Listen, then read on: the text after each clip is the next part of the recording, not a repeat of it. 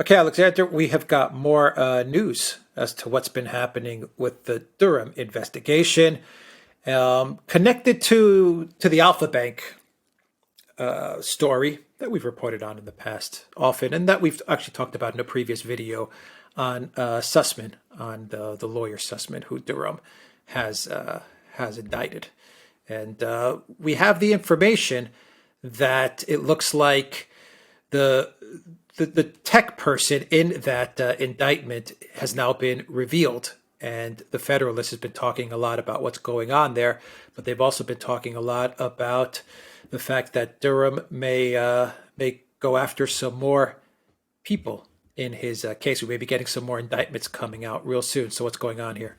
Right. Well, it's actually a very interesting article in the Federalist, and it's also, by the way, comes from real clear investigations. So they've been burrowing away at this, and they've obviously got sources which are quite close to the Durham investigation. Now, we've been very cynical about the Durham investigation up to now, and I think with good cause. And, let's have any inordinately high expectations of this. But it is beginning to look quite interesting, and it all flows out of that indictment, that 27-page indictment against Michael Sussman, this Perkins Coie lawyer who has been implicated with the false Alpha Bank story, the server that was supposed to be, working with Alpha Bank, and which was the secret conduit whereby Trump was getting all his instructions from Moscow and all that nonsense. Well, anyway, if you go back to that indictment, you'll remember that a central player in it was somebody who was referred to as tech executive number one. And he was the person who supposedly had harvested, or at least had orchestrated, the investigation which revealed the use of this Alpha Bank connection. And he's now been outed as somebody called Jordan Joffe. I will say straight away, I've never heard of this person, but apparently he's very well connected.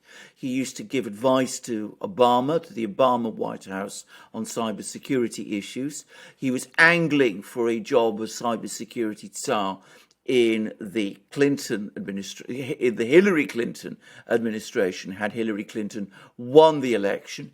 And interestingly, he apparently advises the Biden White House on cybersecurity issues as well. So we're talking about a powerful man, somebody with connections also, it seems, to the late Senator John McCain. Anyway, the issue is that Joffe seems to have been able to enlist from universities all sorts of cybersecurity people to do all kinds of data searches on Trump in order to try and prove some sort of connection with the Russians. And they were out, fanning out across the internet and wherever to try to get this information.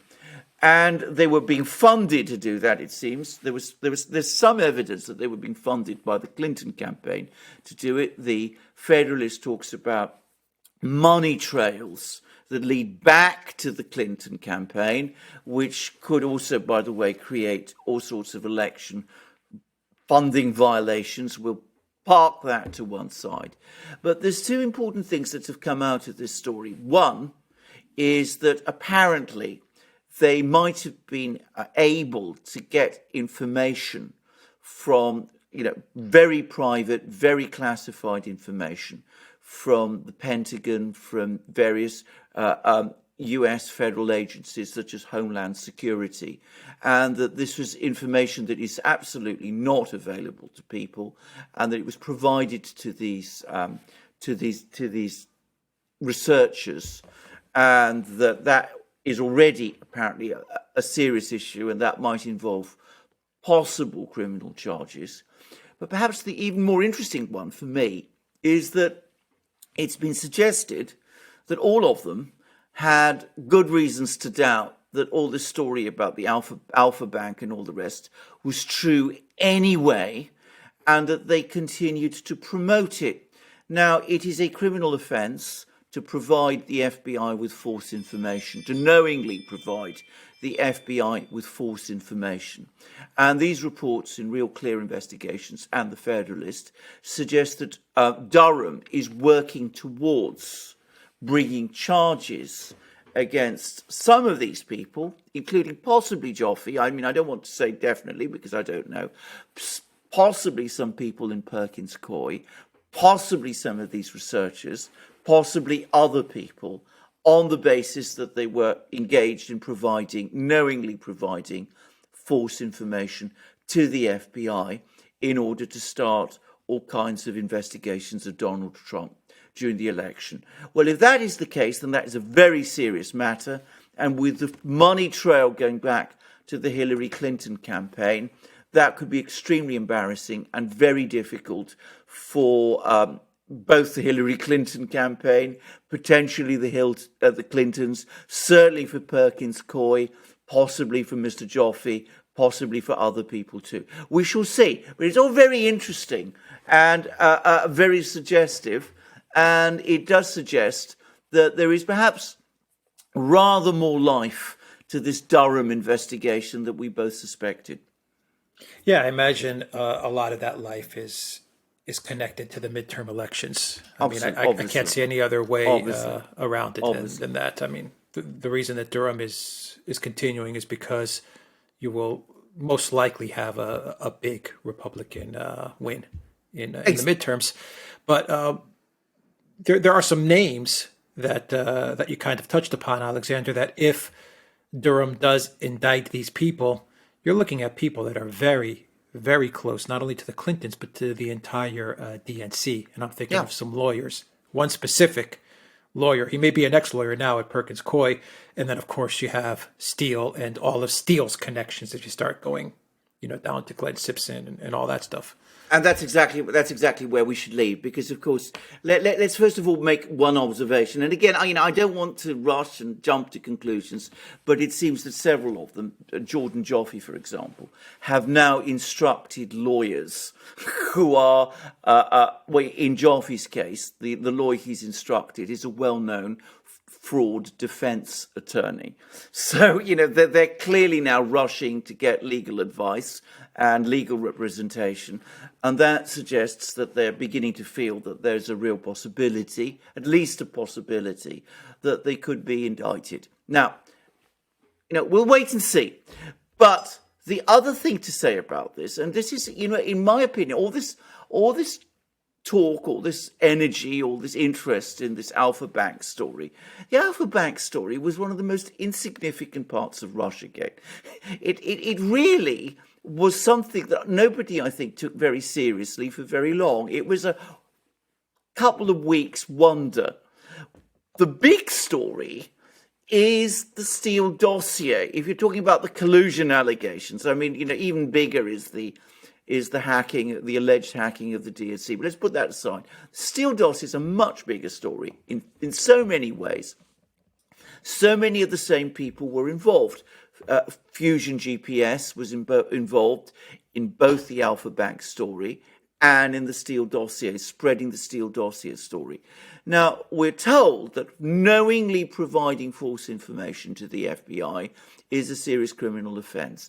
There's also suggestions that there's fraud here, in the sense that people have been paid money which they have obtained through corrupt or fabricated information. And by the way, that's an important thing to say. Apparently some of the reports say that some of the Alpha Bank information was actually fabricated. I don't know whether this is true. That's what the reports say. Well, let's think about the Steele dossier for a moment, which is a much more important story. We now have affidavit evidence from many of the people who were supposedly sources to the Steele dossier. And they say that they did not provide the information that the Steele dossier attributes to them. They said that they did meet with this man Dunchenko, who is supposedly the key person who harvested this information, but they didn't tell him the things that he reports them as having said. So that's already creating to my mind, some questions, because if you're talking about fraud and you're talking about providing false information with respect to the Alpha Bank story, surely some of the same questions of fraud and providing false information to the FBI must pertain to the Steele dossier, only much more so, because that was, after all, a far more central part of the whole Russiagate affair. So, it's all looking very interesting, but it's also very interesting to see where Durham seems to be heading. He seems to be heading down the route of fraud and providing false information to the FBI.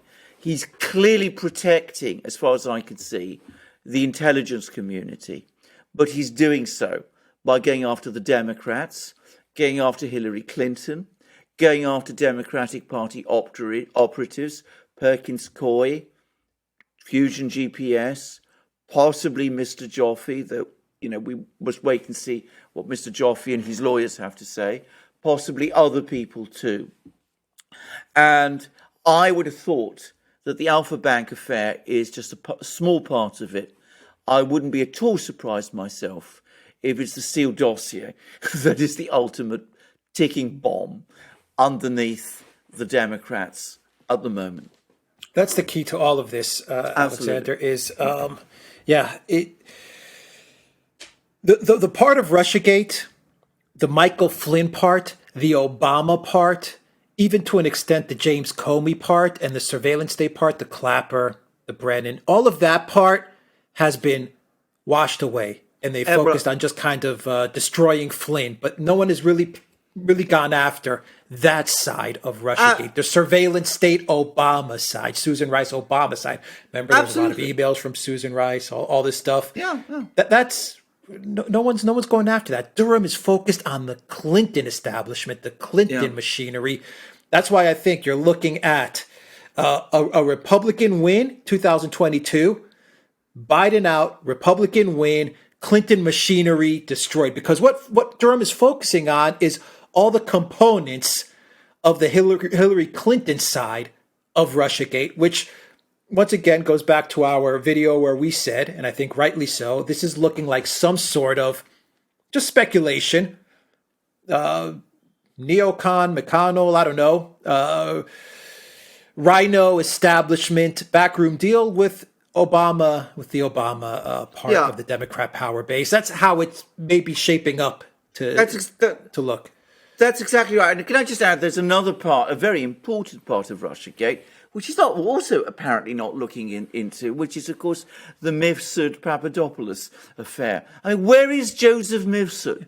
That's the surveillance. Exactly. Well, exactly. I mean, what's become of him? Who is he? I mean, there seems to be no interest in asking this question, even though it is, in my opinion, one of the most centrally important parts of the whole affair. Nor is he, as far as one can tell, looking at the alleged DNC hack and any of that side. He's focusing entirely on what the Clintons did. And I think you're absolutely right.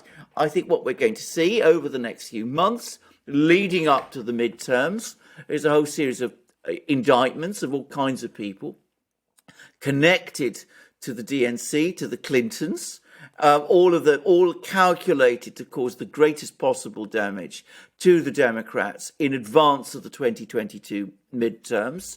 And then, of course, that will put the Republicans in a very strong position in Congress, at which point, of course, they can then use their position in Congress to launch further investigations of the Democrats based on this mine of information that Durham will have provided them with.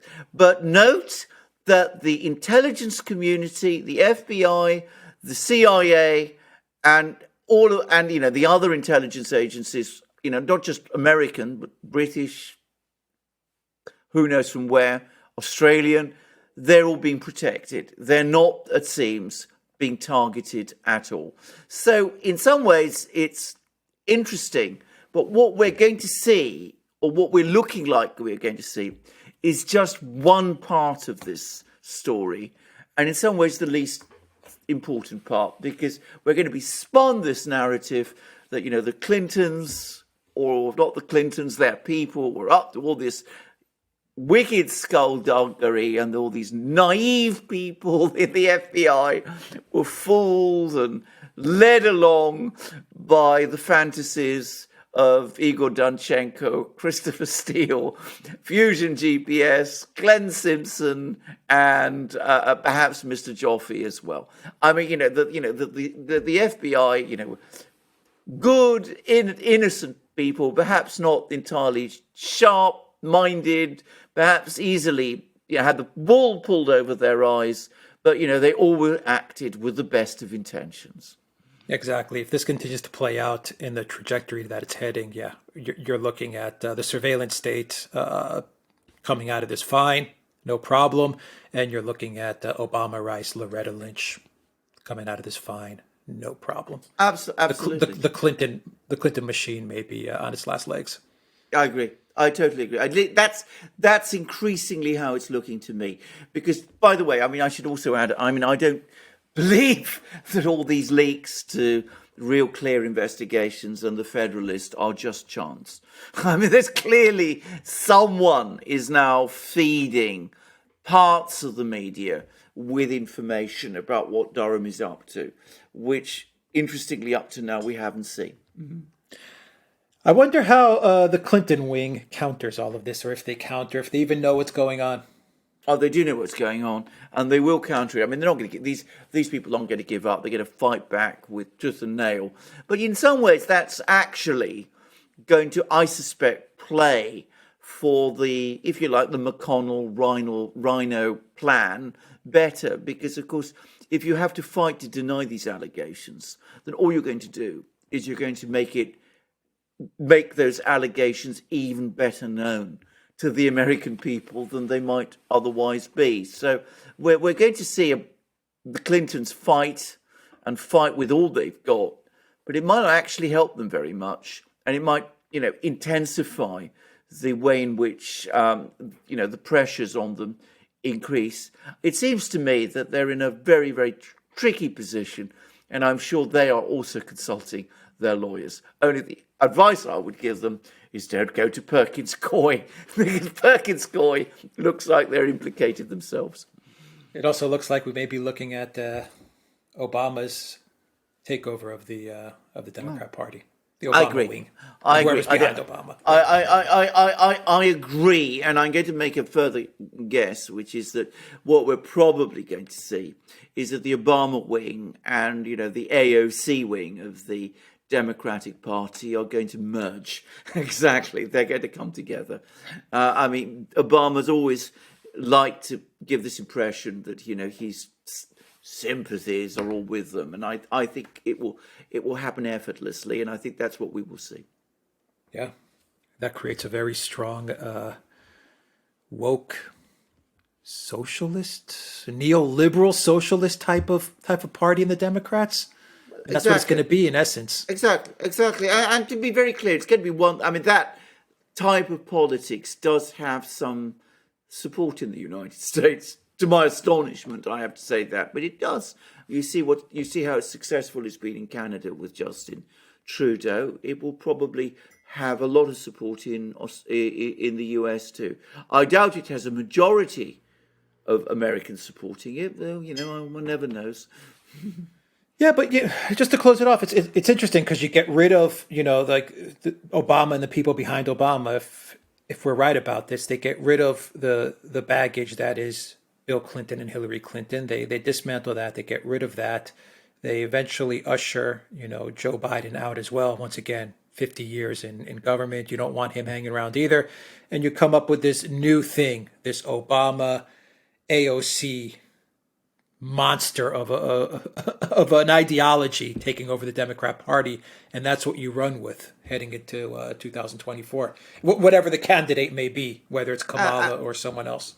Absolutely, I think that's exactly right. And bear in mind, of course, that none of this would be happening were it not for the fact that Garland, the Attorney General, who was, of course, connected to Obama wanted him on the Supreme Court, remember, is letting it happen. So he's letting it happen, presumably, because it serves the purposes of Obama and the people like that. So, we must be worldly about these matters. It's not cynical. It's just the way the world is. And I think that is, well, the world is now. It's nowadays. And it seems to me that's exactly what's happening. I mean, Durham is serving a very useful purpose. He's become a very useful tool to bring the Democratic Party under the Obama AOC wing factional groupings. That ideology, yeah. Exactly, and that ideology. Yeah. And at the same time, yes, the Republicans will get their moment in 2022, perhaps even in 2024. But the Democratic Party that they will be up against thereafter will be the Democratic Party that will be absolutely solid for this kind of ideology and this kind of politics. And as we've seen, it has a lot of traction in America. Yeah. All right. We'll end it there. Guys, go to the Duran.locals.com. Go to the Duran shop. 10% off. Use the code REALNEWS. And look for our videos on Rumble, BitChute, ODYSEE, and Super U. You'll find all those links down below. Take care.